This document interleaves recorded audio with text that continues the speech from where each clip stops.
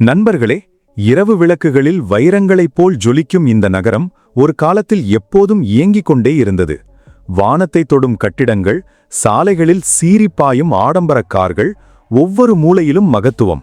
இவை அனைத்தும் இந்த நகரத்தின் ஒரு தனித்துவமான அடையாளமாக மாறியிருந்தன. ஆனால் இப்போது அதே நகரம் முற்றிலும் மாறிவிட்டது. எப்போதும் மக்கள் கூட்டத்தால் நிறைந்திருந்த சாலைகள் இப்போது வெறிச்சோடி காணப்படுகின்றன. ஒரு காலத்தில் காலடி எடுத்து வைக்கக்கூட இடமில்லாத இடங்களில் இப்போது அமைதி நிலவுகிறது. மாதக்கணக்கில் முன்பதிவு செய்ய வேண்டியிருந்த ஹோட்டல்கள் இப்போது காலியாக உள்ளன. விருந்தினர்களுக்காக அறைகள் காத்திருக்கின்றன. ஒரு காலத்தில் இரைச்சலுடன் பரபரப்பாக இருந்த வணிக வளாகங்கள் இப்போது மெல்ல மெல்ல மறைந்து போவது போல் தெரிகிறது. உலகின் மிக உயரமான கட்டிடமான புர்ஜ் கலிஃபாவும் இந்த மாற்றத்திற்கு ஒரு மௌன சாட்சியாக மாறியுள்ளது. ஒரு காலத்தில் மணிக்கணக்கில் வரிசையில் நின்றால் மட்டுமே கோபுரத்தின் உச்சிக்கு செல்ல முடிந்தது. ஆனால் இப்போது காத்திருக்க தேவையின்றி அதை அடையலாம். ஒரு காலத்தில் கம்பீரம், வேகம் மற்றும் அளவற்ற செல்வத்தின் சின்னமாக விளங்கிய இந்த நகரம் அமைதியால் எந்த ஒரு பெரிய நகரத்தையும் மாற்றியமைக்க முடியும் என்பதை இப்போது உலகிற்கு நினைவூட்டுகிறது. ஆனால் இப்போது இந்த நகரத்திற்கு என்ன ஆனது? ஏன் மக்கள் திடீரென்று இப்படி வெளியேறுகிறார்கள்? எல்லாவற்றிலும் மிகப்பெரிய கேள்வி இதுதான். இது ஒரு தற்காலிக அமைதியா அல்லது இன்னும் பெரிய ஒன்றின் தொடக்கமா? ஏனென்றால் இது ஒரு நகரத்தின் கதை மட்டுமல்ல, அது அதிகாரம், பணம் மற்றும் புவிசார் அரசியல் ஆகியவற்றின் ஒரு விளையாட்டு. இதில் ஒரு முடிவு எல்லாவற்றையும் மாற்றிவிடும். எனவே நண்பர்களே, இன்று நாம் அனைவரும் செல்ல கனவு காணும் நகரமான துபாயை பற்றி பேசுகிறோம்.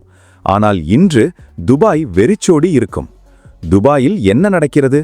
எல்லாவற்றையும் உங்களுக்கு விரிவாகச் சொல்கிறோம். நண்பர்களே, 2000களில் உலகம் முழுவதும் இந்த நகரத்தை பிரமிப்புடன் பார்த்தது.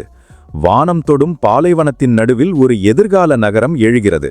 வானளாவிய கட்டிடங்களின் கடலில் கட்டப்பட்ட செயற்கை தீவுகள், உலகின் மிகப்பெரிய வணிக வளாகங்கள், பொருட்கள் நிறைந்த இண்டோர் பனிச்சறுக்கு விடுதிகள், இவை அனைத்தும் உலகிற்கு ஒரு அதிசயமாக தோன்றின. புர்ஜ் கலிஃபாவின் முன் மணிக்கணக்கில் வரிசைகள் காணப்பட்டன. நகரத்தை மேலிருந்து பார்க்க மக்கள் ஆவலுடன் காத்திருந்தனர். துபாய் மால் எப்போதும் மக்களால் நிறைம்பு வழிந்தது. அங்கே நடப்பதற்கு கூட இடமில்லை.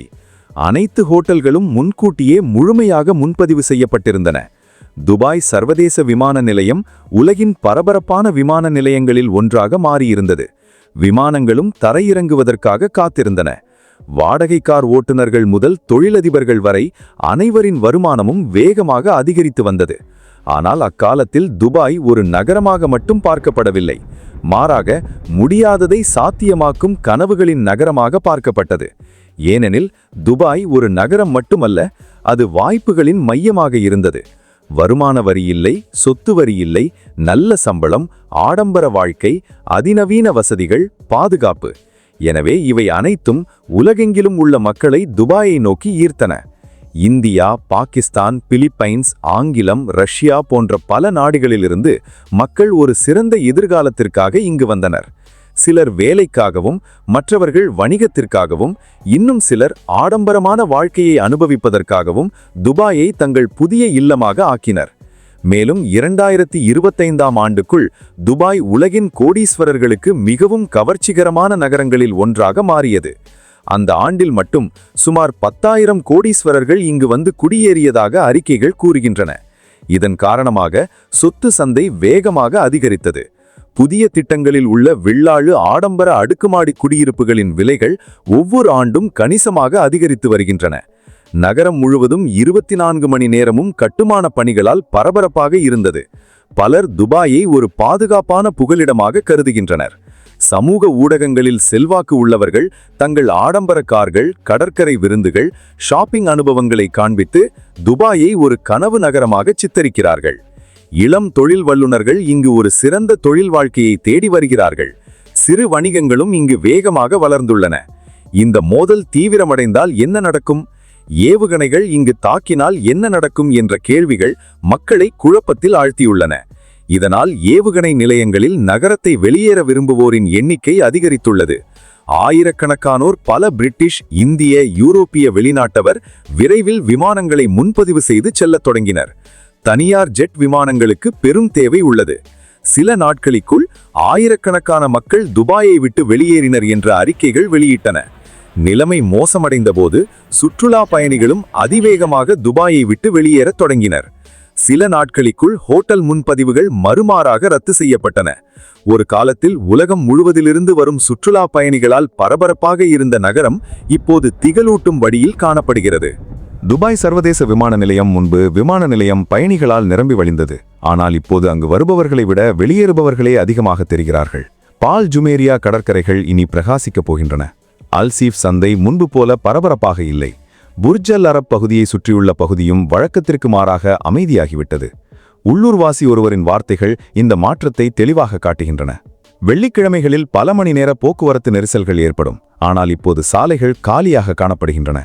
உணவகங்களில் வாடிக்கையாளர்களை விட பணியாளர்களே அதிகமாக தெரிகிறார்கள். வணிக வளாகங்களில் உள்ள பல கடைகள் காலியாக உள்ளன. ஆடம்பர பொருட்களின் விற்பனை கணிசமாக குறைந்துள்ளது. டாக்ஸி ஓட்டுநர்களும் கடுமையாக பாதிக்கப்பட்டுள்ளனர். அவர்களின் வருமானம் பாதி அளவுக்கு மேல் குறைந்துவிட்டதாக கூறப்படுகிறது. ஏனெனில் துபாயின் பொருளாதாரம் முக்கியமாக வெளிநாட்டு சுற்றுலா பயணிகள் மற்றும் வெளிநாட்டு முதலீடுகளை சார்ந்துள்ளது. அபுதாபியைப் போல துபாயில் பெரிய எண்ணெய் வளங்கள் இல்லை. எனவே இங்கு மக்களின் வருகை குறைந்தால் அது நகரத்தின் பொருளாதாரத்தை நேரடியாக பாதிக்கும். நிலைமையை கட்டுக்குள் கொண்டுவர அரசு நடவடிக்கை எடுத்தது. வரி விதிகள் தளர்த்தப்பட்டுள்ளன. வெளிநாட்டினர் நீண்ட காலம் வெளிநாட்டில் தங்கியிருந்தாலும் வரி சலுகைகள் தொடரும் வகையில் மாற்றங்கள் செய்யப்பட்டுள்ளன. ஆனால் மக்களின் அச்சம் தணியவில்லை. பலர் அவசரமாக நகரத்தை விட்டு வெளியேறினர். நூற்றுக்கணக்கான நாய்களும் பூனைகளும் காப்பகங்களில் காணப்படுகின்றன. சிலர் தங்கள் செல்லப்பிராணிகளை அங்கே கைவிட்டுச் செல்கின்றனர்.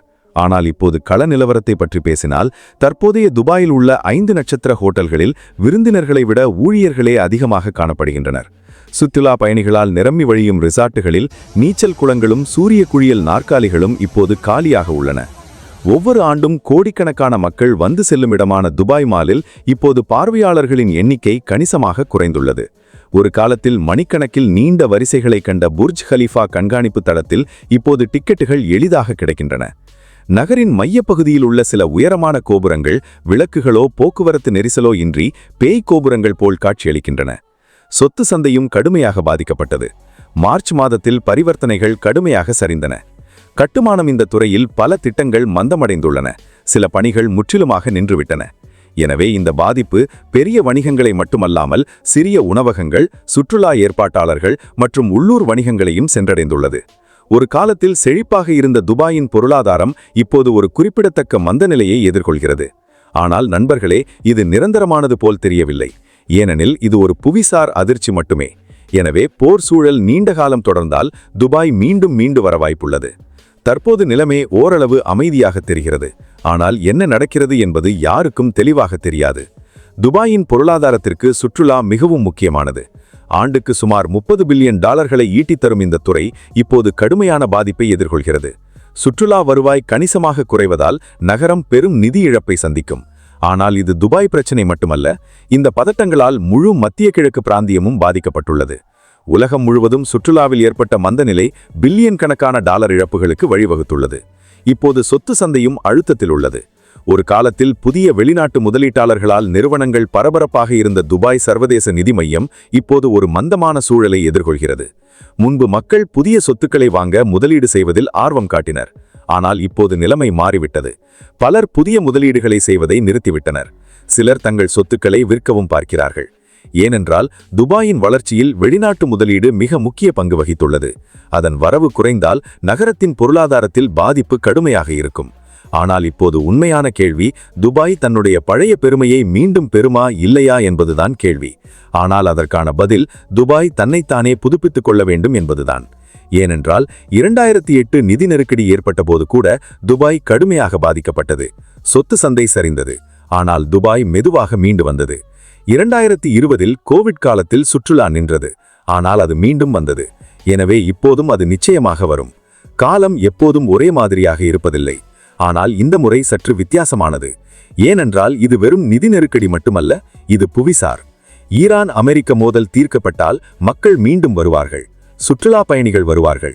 ஹோட்டல்கள் நிரம்பி வழியும். ஆனால் துபாயின் பிராண்ட் இமேஜ் சேதமடையும். அது மீண்டும் உருவாக 5 முதல் 10 ஆண்டுகளாகும். எனவே நண்பர்களே, இதுதான் துபாயின் கதை. ஒரு காலத்தில் தங்க நகரம். ஆனால் இப்போது அந்த தங்கம் எங்கோ சென்று விட்டது. துபாய் நிலைமை நமக்கு ஒரு விஷயத்தை கற்றுத்தருகிறது. அது ஒரு நகரமாக இருந்தாலும் சரி, ஒரு மனிதனாக இருந்தாலும் சரி, அல்லது ஒரு பொருளாதாரமாக இருந்தாலும் சரி, எதுவும் முழுமையாக பாதுகாப்பல்ல. உங்கள் எல்லா பொருட்களையும் ஒரே இடத்தில் வைத்து அங்கே தீப்பற்றினால் எல்லாம் எரிந்துவிடும். மேலும் துபாய் தன்னுடைய பொருளாதாரத்தை சுற்றுலாவை மட்டும் சார்ந்திருக்கவில்லை, அது மற்ற துறைகளுக்கும் விரிவுபடுத்தப்பட வேண்டும். புதிசார் புரிந்து கொள்ளுங்கள். எனவே நண்பர்களே, துபாய் நீங்கள் விரைவில் குணமடைய விரும்பினால் கருத்துக்களில் எஸ் என்று எழுதுங்கள். மேலும் துபாய் பற்றி நீங்கள் என்ன நினைக்கிறீர்கள் என்பதையும் எங்களுக்கு தெரிவியுங்கள். இந்த வீடியோவை லைக் செய்து பகிருங்கள். எங்கள் சேனலை சப்ஸ்கிரைப் செய்ய மறக்காதீர்கள். வீடியோவின் இறுதி வரை பார்த்ததற்கு நன்றி. தயவு செய்து லைக் மற்றும் ஷேர் செய்யவும்.